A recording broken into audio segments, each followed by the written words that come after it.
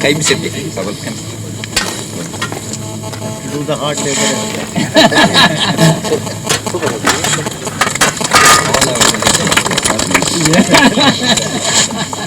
I perfectly understand.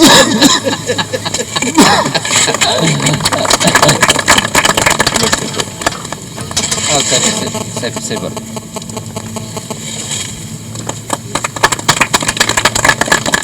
please.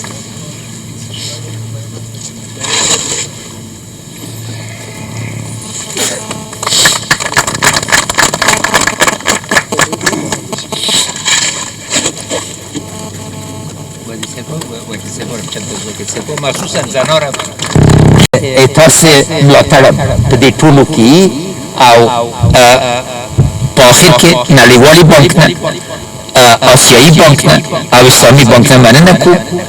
نړیوالي بانک سره په اول کې ما جنجالونه درلودل ځکه ورته مې ویلې چې اول رقم چې پروژه برابر کړې وه کار نه کوي. دوی دواړه پښې په یو موزې کړې وې او نتیجه یې دا وه چې پروژه که هغه رقم سوی 1.2 میلیارده ډالر تمامېده.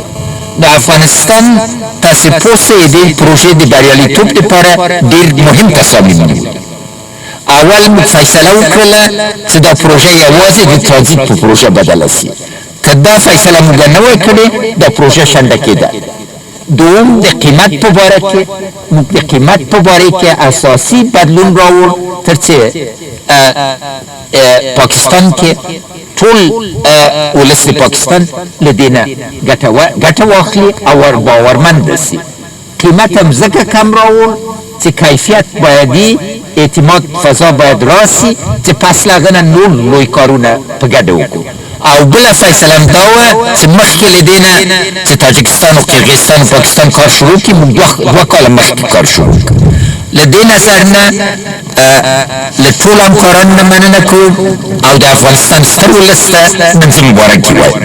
تل دې وي افغانستان، ژوندی دې وي منطقوي همکاري او بریالي دې وي د برېښنا د شرکت او موږ ټول مسؤلین. جمهور اسلام خود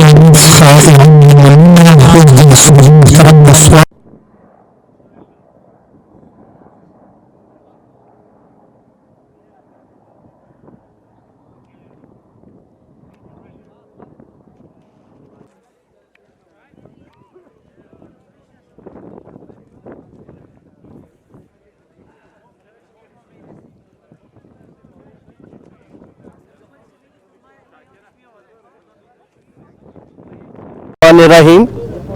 I'm very happy to be present here on this occasion for the inauguration of CASA 1000 project. I've been told from this point to Pakistan, Peshawar, the transmission line will be around 240 kilometers. So inshallah we are looking forward to completion of this project this year.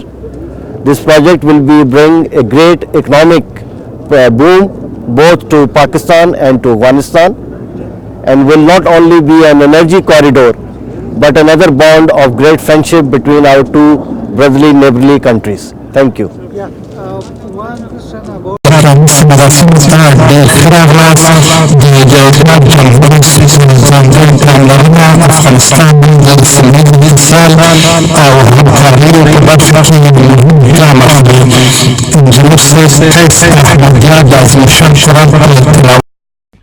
پژواک خبری اژانس د پیښو ریښتینې هنداره